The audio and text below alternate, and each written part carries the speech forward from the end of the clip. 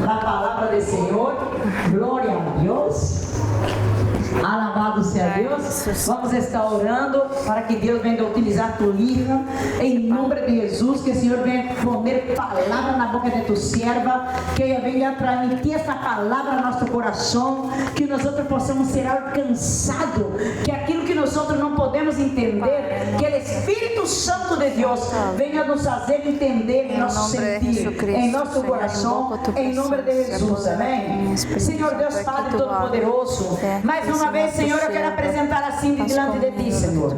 Padre, venha utilizar tua hija, Padre amado, em nome de Jesus. Padre, usa sua vida, Padre amado, para transmitir essa palavra ao nosso coração, à nossa vida. Oh, Senhor Jesus, utiliza ela como atalaia, como flecha, como espada, Senhor Jesus, para que nós entendemos e para que cada gigante, Senhor, que está se levantando contra nós outros, venha entender que há uma autoridade maior sobre sua palavra em nossas vidas, Senhor. Em nome de Jesus, Senhor. Usa tu serva para a glória de tu santo nome. Em nome de Jesus. Aleluya. Aleluya. Gloria a Dios. Bendiciones, amada iglesia. Gloria a Dios. Aprovechando que está de pie, ahora el libro de la Biblia, el número 32, Salmo número 32. Salmo número 32. Gloria al Señor Jesús. Control, Señor, esta palabra. Tuya la gracia, tuya la sabiduría. Háblanos, en nombre de Jesús. ¿Lo tenemos? Salmo 32. Dice así la palabra del Señor. Dichoso aquel a quien se le perdonan sus transgresiones, a quien se le borran sus pecados. Dichoso aquel a quien el Señor no toma en cuenta su maldad y en cuyo espíritu no hay engaño. Mientras guardé silencio, mis huesos se fueron consumiendo por mi gemir de todo el día. Mi fuerza se fue debilitando como el calor del verano, porque día y noche tu mano pesaba sobre mí. Pero te confesé mi pecado y no te oculté mi maldad. Me dije, voy a confesar mis transgresiones al Señor, y tú perdonaste mi maldad y mi pecado. Gloria al Señor. Toma el asiento, mi hermano, dándole la gloria al Rey de Reyes y Señor de Señores, el que es el dueño de nuestra vida, de nuestro corazón, a quien le debemos absolutamente todo y de quien dependemos totalmente. Estamos, hermanos, en una campaña que dice que vamos a derribar al gigante. En esta noche el Señor nos trae aquí para derribar un gigante que hemos estado alimentando nosotros. Para eso hemos ido al libro de los Salmos, pero vamos a dar un poquito de viaje en la palabra del Señor. Vamos a estar yendo a 2 de Samuel, también capítulo 11, y también vamos a estar tocando algo del Salmo 51. El libro de los Salmos es el libro más largo de la Biblia, tiene 150 capítulos, digamos, aunque cualquier teólogo te escucha decir capítulo y te diría, no, los Salmos no son capítulos, pero tiene 150 libros, tiene el libro más largo de la historia, el capítulo más largo de la Biblia, lo contiene Salmos, es el 119, tiene la friolera de 176 versículos. Si alguna vez habéis leído el Salmo 19, que es precioso, es una oda a la palabra del Señor, una poesía a la palabra del Señor, y es un acrónimo que está dividido en cada letra del abecedario hebreo, y cada sección, 22 secciones tiene, una por cada letra, cada sección está dedicada a una letra de ese alfabeto. Amén. El libro de los Salmos también contiene muchos salmos mesiánicos, ¿no? Que antes de Cristo nos está revelando al Señor Jesús, ¿no? Es el libro, de hecho, más mencionado del Antiguo Testamento, es el libro más mencionado en el Nuevo Testamento. Tiene más de 100 menciones directas en el Nuevo Testamento. Está escrito por varios autores. Está Moisés, está David, está Salomón. Vemos tallas grandes ahí que han compuesto bastantes libros, y está dividido en 5 partes, y aquí quiero que prestemos atención. El libro de los Salmos está dividido en 5 libros. Adentro de los Salmos está dividido en 5 libros, que está relacionado directamente, según la tradición judía, con el Pentateuco, los primeros 5 libros de la Biblia, ¿no? Génesis, Éxodo, todos lo conocemos. Entonces hacen una relación, ¿no? En la tradición judía, una relación directa entre cada sección de los libros de los Salmos con el Pentateuco. Esta parte que hemos leído, el Salmo 32, está contenido dentro de la primera parte de esa sección de libros de los Salmos, y en su mayoría está escrita por el rey David.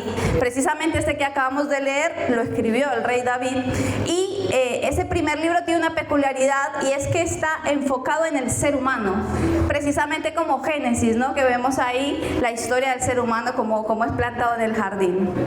¿Por qué esto es importante? Porque vamos a ver por qué los salmos describen absolutamente todas las emociones humanas, y se considera que es como una escuela de oración, porque aquí en los Salmos, si tú los lees, vas a encontrar sentimientos de ira, vas a encontrar sentimientos de desolación, vas a encontrar personas que están en circunstancias totalmente opuestas a su voluntad y que claman al Señor. Y entonces nos enseña, porque cada uno de nosotros también pasamos por esos momentos y es necesario que sepamos clamar al Señor. Entonces se considera un clamor, ¿no? Y además los salmos tienen algo maravilloso, y es que abarcan un periodo de tiempo de más de 1000 años. Estamos hablando que el primer salmo, el más antiguo que se conoce, lo compuso Moisés, y estamos hablando que el salmo más reciente es el Salmo 147, que es después del exilio de Babilonia. Entonces abarca mucha historia y está datado, o sea, el canon de la Biblia es súper fiel. O sea,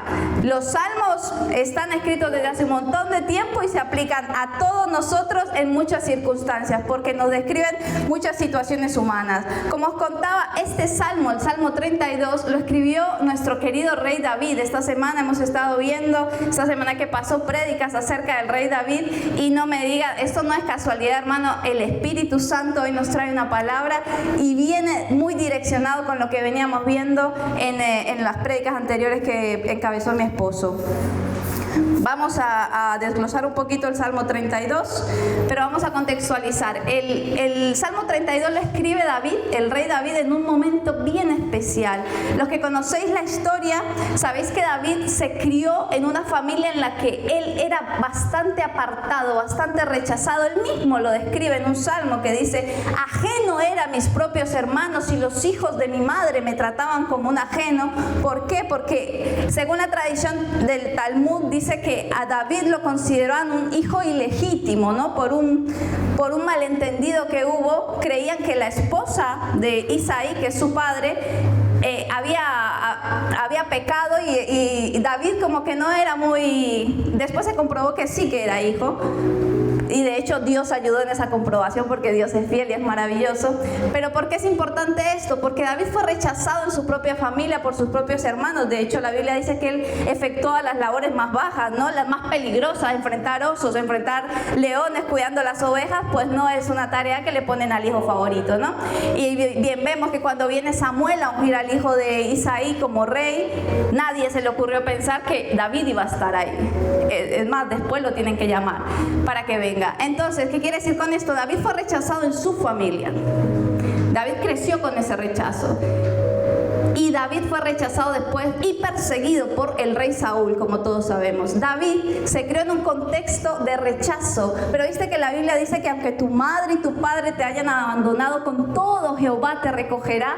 En ese contexto de contrariedades, David desarrolló un apego al Señor. David conoció al Señor como padre cercano, a quien podía acudir cuando lo necesitaba. Él es el hombre conforme al corazón del Señor. Él se crió en un contexto hostil en el que desarrolló un enamoramiento por el Señor, y que después se expresa en muchos salmos. Uno de ellos, los más importantes y que vamos a ver aquí, que a todos nos suena, es: una sola cosa he demandado y esta buscaré, que esté yo en la casa del Señor todos los días de mi vida, y que pueda inquirir en el templo del Señor para contemplar la hermosura del Señor. Él era rey, él sabía lo que era tener todo lo que quisiera, pero una sola cosa le estaba buscando.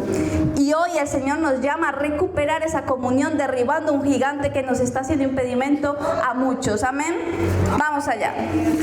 Empezamos. Salmo 32, contexto.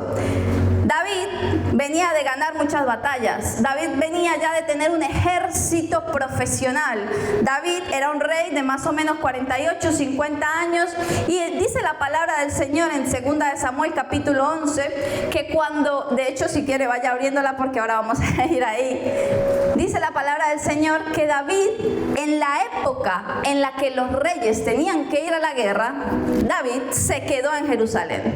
David se quedó en Jerusalén y dice la palabra que al caer la tarde se levantó de su cama, o sea que estaba vagueando, digamos, no tenía nada que hacer. Y empieza a recorrer el terrado de su casa, de su palacio, y dice que desde la terraza del palacio vio con sus ojos a una mujer hermosa. No pasaba nada si se quedaba ahí, porque todos nosotros vemos. Pero no, todos nosotros podemos decidir cuándo cortar eso, cuándo no incidir en eso. ¿Viste que la palabra dice que te apartes del mal huyendo? No dice, ve a resistir a ver hasta dónde aguantas. El mal, por aquí me voy. No somos inmunes, por muy espiritual que seamos, no somos inmunes. Hay una palabra muy guay en Colombia que dice no des papaya. Aquí lo conocemos, ¿no? No des papaya es no se lo dejes en bandeja de plata al diablo. No se lo dejes en bandeja de plata. Claro, la voy a es hermosa, ya la deseé con mi corazón, ya la vi, la mando a llamar. Vamos a meternos juntos en la habitación. Está dándole papaya al diablo. Tú no eres de oro, eres de carne. Huye de la apariencia del mal. No des lugar al diablo. Amén. Dice la palabra en Proverbios que el sabio teme y se aparta del mal, mas el insensato se muestra insolente y confiado. Job dice, hice pacto con mis ojos para no pecar contra ti. Lámpara, dice Jesús, lámpara del hombre son los ojos. ¿Qué ves? ¿Qué estás viendo? ¿Con qué te estás contaminando? ¿A qué estás dando lugar? ¿Qué está entrando por tus ojos? En todo ese contexto de comodidad, en todo ese contexto de ya estoy bien, en todo ese contexto de saberse seguro, en todo ese contexto de nada malo puede pasar, David es probado.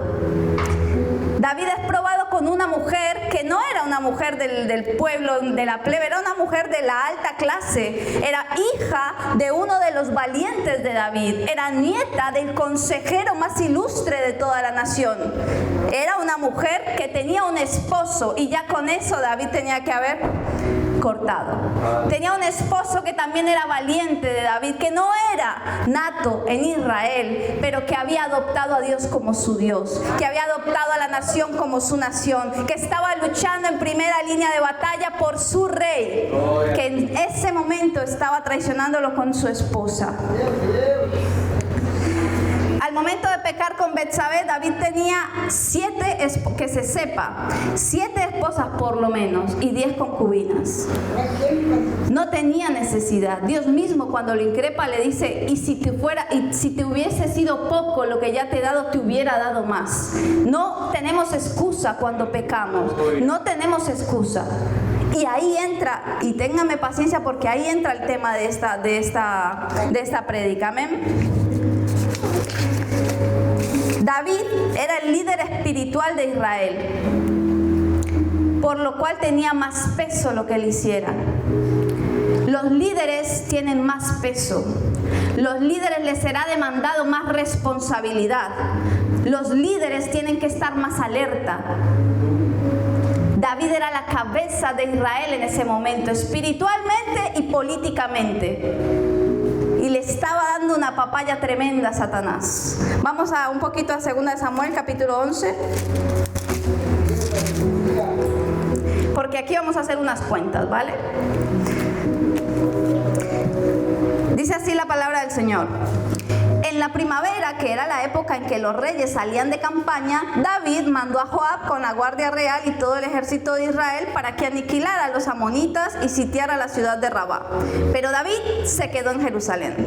Una tarde, al levantarse David de la cama, comenzó a pasearse por la azotea del palacio y desde allí vio una mujer que se estaba bañando. Esta mujer se estaba bañando porque seguramente, aquí más adelante lo dice, estaba purificándose de su periodo menstrual. La Biblia mandaba que la mujer, cuando tenía su periodo menstrual, desde el primer día que lo tenía que estar 7 días apartada y purificarse, ¿no? Justamente el ciclo de las mujeres, lo sabemos, después del periodo que vive la mujer, unos días después empieza la ovulación, que es la ventana fértil en el que tú buscas un hijo y lo más probable es que lo encuentres porque está todo propicio, el cuerpo está totalmente propicio. Era la situación perfecta para que sucediera lo que iba a suceder. David manda a llamar a esta mujer en el versículo 3 porque era sumamente hermosa y le dicen de quién se trata. Oye, esta es hija de tu comandante, de tu valiente, de tu guerrero valiente, es esposa de tu otro guerrero valiente, es nieta de tu consejero real. Y David dice, pues nada, casada, pues nada, la voy a llamar igual. La llaman y ella no se niega, claramente. Ella va y él se acuesta con ella. Al tiempo, aquí empezamos a hacer cuentas. Al tiempo, cuando una mujer sabe si está embarazada o no, por lo menos tiene que esperar que no venga el siguiente ciclo. Por lo cual, ella cuando le dice a David, lo que dice aquí, estoy embarazada, por lo menos ya había pasado un mes desde que tuvo relaciones sexuales con él. Entonces David dice, ostras, está embarazada, ¿ahora qué voy a hacer? Esto tengo que solucionarlo porque ¿qué va a decir la gente? A veces nosotros nos encasillamos en qué va a decir la gente, se van a dar cuenta. Y hay alguien arriba que lo está viendo todo en todo momento. ¿Con quién estamos quedando bien? ¿Con quién estamos buscando todo el tiempo quedar bien? Cuando en realidad lo más importante es quedar bien con el que está arriba, que es el único que puede darte la llave para entrar al cielo. El único que es la puerta para entrar al cielo. Entonces David planifica, vamos a avanzar aquí rápido. David planifica y dice, vale, voy a mandar a llamar a Urías y le voy a decir que se vaya a acostar con su esposa. Literalmente David le dice, vete a acostar con tu esposa, vete a lavar los pies en tu casa. Y Urías no. Urías recuerda el corazón de David cuando era más pequeño, cuando no tenía un reino, cuando era más humilde, cuando no se ensoberbeció, cuando no actuó con ceguera espiritual. Entonces Urías le dice, no, mi rey, yo no voy a ir a dormir con mi esposa mientras mis compañeros están arriesgando la vida durmiendo ahí en un matorral. Y no va, y David intenta emborracharlo y él no va. Y entonces David dice, ya está, ven aquí, Urías, ¿esta es tu sentencia de muerte? Obviamente no se lo dice. Llévale esta carta al comandante. Y Urías, obediente, dice, sí señor. Va, dice más o menos que estaba a 2-3 días de distancia donde tenía que ir. Llega allá y le dice, toma Joab. Joab lee la carta y dice, vale, hay que matarlo. Lo mata. Lo mata, dice la palabra, porque cuando Jehová viene a reclamarle dice, tú lo mataste. No fue con sus manos, fue con las manos de los amonitas, pero él lo planeó. Entonces él mata a Urías. Se levanta entonces Natán, después de ¿sabe cuánto tiempo, hermano? Mira, el Señor Dios estaba viendo absolutamente todo lo que hacía David. Porque nosotros, viste que Jesús dice a Pedro, ay Pedro, Satanás nos pidió para zarandearte. Y yo he rogado para que tu fe no flaquee. Nosotros somos pedidos para zarandearnos. Nuestra fe es pedida para ser probada. Y Dios dice, pruébalo, mi hijo no va a fallar. Así os recuerda un poco la conversación entre Dios y Satanás cuando estaba Job. Pruébalo, pruébalo, no toques su vida nomás, pero pruébalo. Mi siervo no va a fallar. Aunque Dios ya sabía. Y él falla. Después, cuando Dios le pide cuentas, dice: tú has hecho blasfemar a los enemigos de Dios.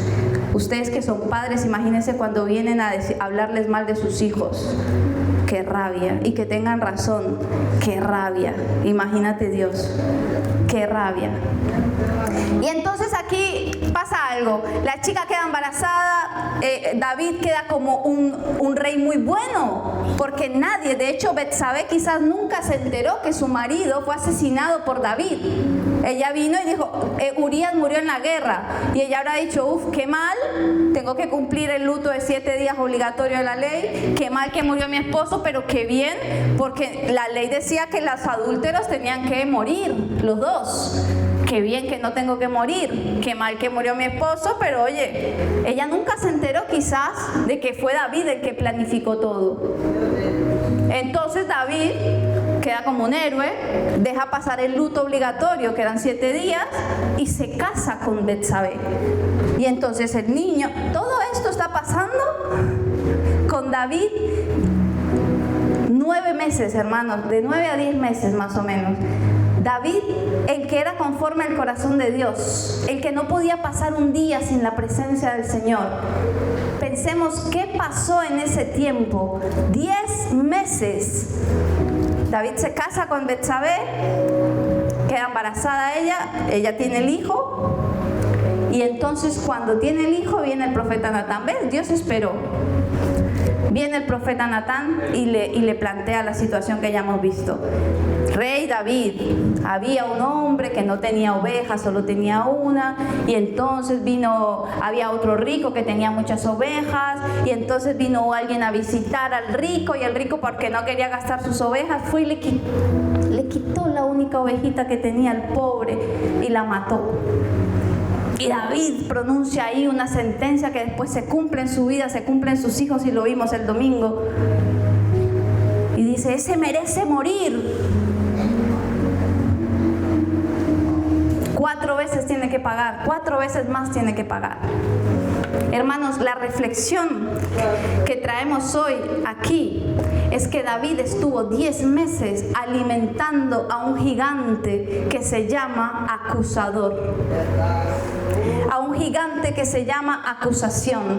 No se olvide de lo que acabamos de leer en el versículo 3 y 4 del Salmo 32. Mientras callé, se envejecieron mis huesos. En mi clamor todo el día desfallecía. ¿Sabe por qué, hermano? Y esto es importante. Cuando nosotros tenemos ante el Señor un pecado, algo que no hemos confesado, algo que nos aparta de su presencia, y seguimos practicando el autoengaño de aparentar que todo está bien, de simular que todo está bien, pero en lo íntimo con Dios tú sabes, porque dentro de ti hay una persona que te está diciendo, que aquí en el Salmo 32 lo muestra como la mano de Jehová. Hay una persona que te está diciendo: tú no estás bien conmigo. Y entre cada día tú callas más, cada día ese gigante se hace más grande. Y tú callas más y ese gigante se hace más grande. Y no solo que se hace más grande, sino que tiene más poder de incidencia sobre ti. Y te lanza saetas y te dice: ya está, lo arruinaste, no vas a poder, lo has perdido, ya está, vete al mundo, no eres recibido, lo has arruinado totalmente. Y esa acusación pesa en ti cada vez más. Pesa cada vez más. Y el Señor nos dio una salida para ese gigante. David había vencido gigantes con piedras. Con una piedra venció al gran Goliat, porque ahí él tenía puesta su confianza en el Señor. Pero ahora él estaba maquillando todo para que los demás vieran que él seguía bien. Él estaba maquillando todo para que los demás vieran que espiritualmente él estaba firme. Él estaba maquillando todo para que creyeran, ay, mira cómo oro yo, mira que yo sigo siendo firme, mira que yo estoy bien con Jehová. Y estaba practicando un autoengaño, pero dentro de sus entrañas, lo describe el Salmo 32, yo no podía, mis huesos se desvanecían. Porque hermano, cuando usted conoce al Espíritu Santo de Dios y se enamora de su presencia, estar un día sin su presencia, estar un día sin su comunión, es mejor morirse, hermano. La amargura del alma, es el alma gritándote, ¿dónde está mi amado? La Biblia nos presenta en muchas ocasiones un diálogo interno que hay entre nosotros y nuestra alma. ¿Por qué te abates, alma mía, dentro de mí? Cuando el hijo pródigo pensó en regresar a la casa de su padre, él tuvo un diálogo consigo mismo. Él dijo, iré a casa de mi padre, porque él sabía que su padre era misericordioso. Él sabía que podía volver, porque en cualquier otro contexto eso indicaba, lo que él había hecho indicaba que él iba a tener una maldición, que él no iba a ser recibido jamás en su casa. Pero él sabía que su padre era misericordioso y que podía volver a casa de su padre, pero él hizo esa confrontación. No esperes verte comiendo comida de los cerdos, verte anhelando lo que comen los cerdos para volver a los brazos de Jehová. Deja de autoengañarte. En el momento en el que tú decidas usar una piedra que tienes ahí, que se llama confesión, ese gigante que está todos los días sobre ti, sobre tu alma, diciéndote que no puedes volver a tener comunión con Él, que ya lo has arruinado, que tu vida espiritual está perdida, que el propósito que Dios tenía contigo se fue a Narnia. Ese día que tú decidas, y ese día es hoy, ese día que tú decidas, Señor, he pecado contra ti, porque David había pecado contra Urías, David había pecado contra Betsabé, David había pecado contra Afitofel, que era su consejero, David había pecado contra su pueblo. Pero David dice una cosa cuando Natán lo confronta: he pecado contra ti he pecado. Eso es lo que nos tiene que importar, pecar contra Él. Él lo sabe absolutamente todo. Cualquier autoengaño que quieras practicar alimenta más al gigante de la acusación, le das potestad, le das legalidad. Entre más tiempo pases sin reconocer que has fallado al Señor y que lo necesitas, más grande se hace el gigante, más poder tiene sobre ti. El gigante se alimenta con la autojustificación. Hombre, pero es que ella estaba desnuda ahí, bañándose delante de tú, y ella sabe que es hermosa. Hombre, que iba ahí con un escote que, ¡guau! Que mira, a ver, me encanta porque mi esposo siempre me dice, el que tiene la culpa es el que tiene el compromiso. ¿Quién tenía el compromiso ahí? El mayor compromiso lo tenía David, que era el hombre conforme al corazón de Dios, que era el líder espiritual de Israel. Y así le iba a ser exigido. En el momento en el que dejes de autojustificarte, por esto he pecado, por esto otro he caído, no necesitas autojustificación, no es con tu fuerza que vas a ser justificado. Hay una justificación tendida así para ti. Solo tienes que hacer una cosa: confesar. El Señor lo tiene a tu disposición, pero está esperando. Confiesa, confiesa, confiesa. Hasta que no confieses, vas a vivir alimentando a ese gigante del autoengaño, ese gigante de la acusación, que te va a alejar cada día más, porque tiene consecuencias. Ese gigante, entre más grande es, más poder tiene sobre ti, más te enfría espiritualmente. Tú vas a orar y no te salen las palabras, tú vas a ayunar y no tienes fuerza, tú quieres hablar con Dios y sabes en lo profundo de tu corazón que eso no es disponible para ti, esa intimidad, porque no has confesado.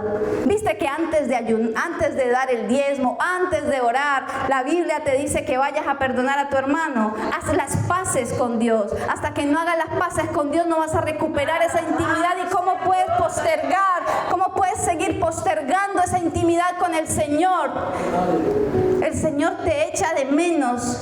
El Señor ama la sinceridad en lo íntimo. El Señor te está llamando, hijo, no es con tu fuerza que te vas a justificar. Deja de alimentar el autoengaño. Yo tengo disponible para ti intimidad genuina. Yo tengo disponible para ti intimidad genuina. No es performance, no es aparentar que estoy bien espiritualmente. Yo me muero sin ti. Un día sin ti no tiene sentido.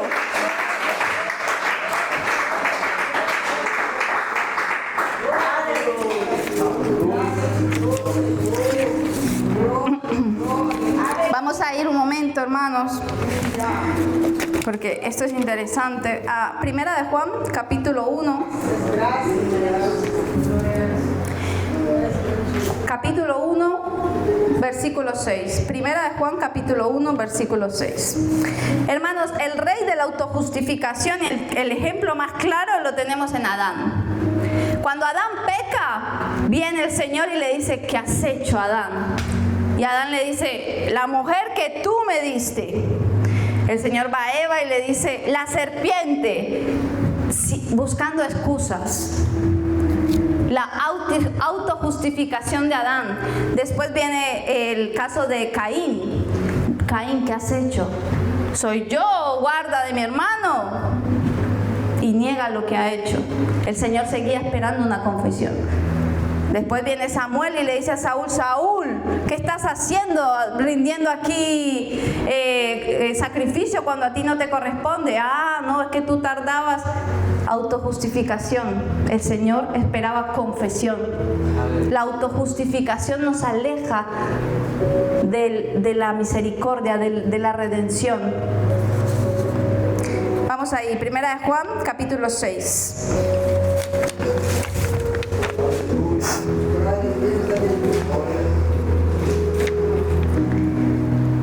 Si decimos que tenemos comunión con Él y andamos en tinieblas, mentimos y no practicamos la verdad. Pero si andamos en luz, como Él está en luz, tenemos comunión unos con otros y la sangre de Jesucristo nos limpia de todo pecado, de todo pecado, de todo pecado. Si tus pecados fueran como el carmesí, como la nieve, serán emblanquecidos. Hay un paso intermedio para llegar ahí. Solo uno, solo una piedra. Si decimos que no tenemos pecado, nos engañamos a nosotros mismos y la verdad no está en nosotros. Pero vea lo que dice, ve que yo no me lo invento. Si confesamos nuestros pecados, Él es fiel y justo para perdonar nuestros pecados y limpiarnos de toda nuestra maldad. Hermano, cuando nosotros nos autojustificamos con el Señor, lo que le estamos diciendo es: tú no eres justo, te faltó información. Cuando nosotros le ponemos excusas al Señor, imagínense el caso en un juicio, está el juez y a ti se te acusa de algo y tú vienes, no juez, pero yo aquí tengo una prueba de que ella estaba desnuda, es que ella me estaba provocando, yo aquí tengo una excusa de que es que el marido estaba en la guerra, yo aquí tengo una excusa que es que bueno, yo soy el rey. Y el Señor diciendo: perdona, yo no necesito pruebas, yo todo lo veo, yo discierno los corazones, yo discierno aún antes de que tú digas lo que piensas decir. Tú no tienes que traerle pruebas al Señor de por qué fallaste. Cuando tú le dices: no, Señor, pero es que, le estás diciendo: tú eres injusto o te falta información. Cuando Adán le dice al Señor: pero es que la mujer que tú me dices, está diciendo: es tu culpa por darme la mujer esta. Eso nos aleja totalmente de Él, porque Él ya nos dio la salida y Él ya pagó el precio. Para nosotros llegar a una confesión eficaz, tenemos que aceptar el juicio de Él.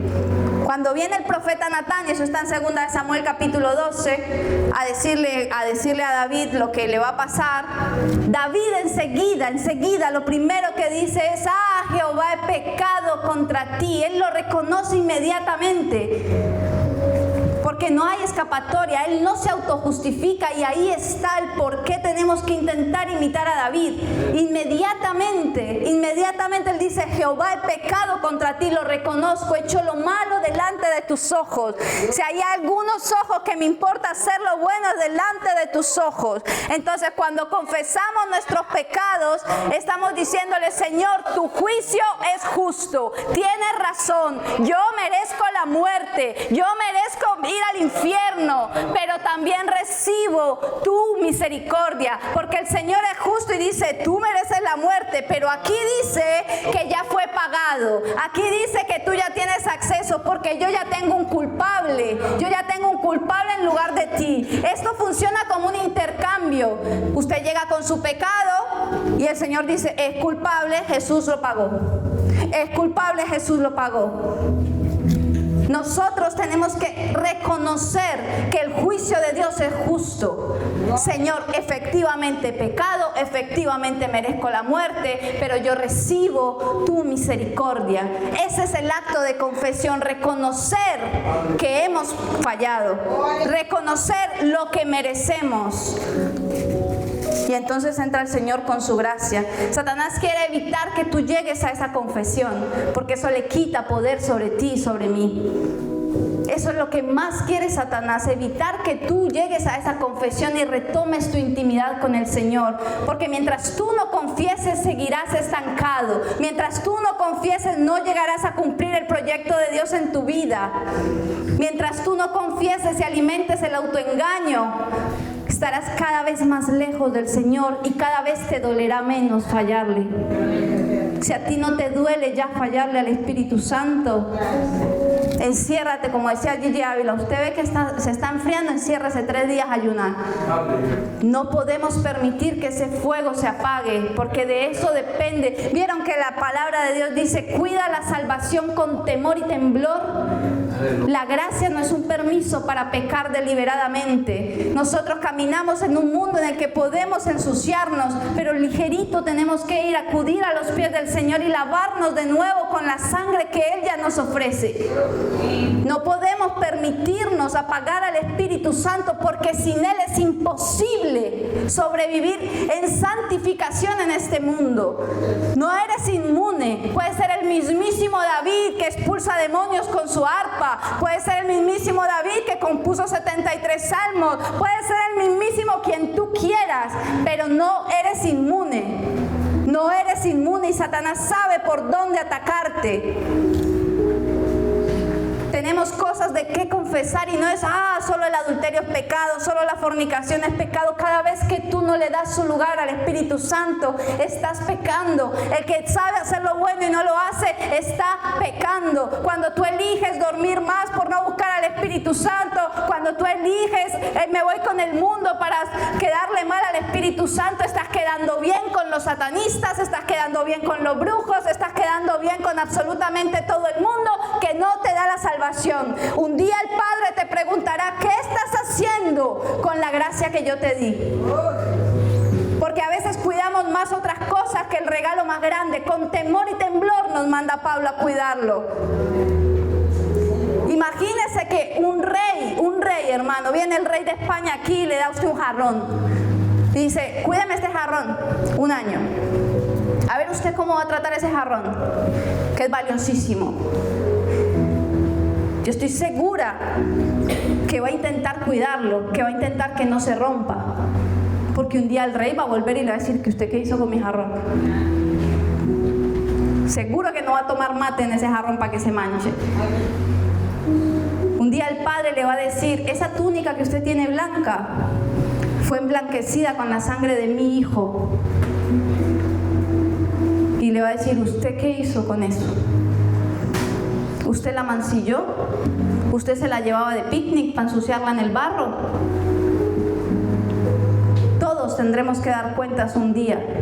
Todos tendremos que dar cuentas un día de lo que estamos haciendo, y se nos juzgará según lo que se nos ha dado. Entre más te da, más te es exigido, pero una solución hay, y es que Él ya pagó el precio en la cruz. Cuando se levanta el acusador y tú ya sabes cuál es la piedra, tú ya sabes cuál es la cosa que lo derriba, que es la confesión, Él pierde absolutamente el poder sobre ti, absolutamente el poder sobre ti. Dice la palabra del Señor: ¿quién acusará a los hijos de Dios si Él mismo es el que justifica, en el momento que tú confiesas, entras en su jurisdicción. Y entonces Él entra en acción y dice: aquí no, Satanás, este es mío, este me pertenece a ti. Deja de darle legalidad a Satanás, deja de caer en el autoengaño, deja de caer en la justificación. No pasa nada, sí pasa, sí pasa. El Espíritu Santo hoy te dice: sí pasa. Te extraño en oración, te extraño en intimidad, te extraño en corazón íntegro, te extraño en sinceridad conmigo. No te importe lo que piense el mundo,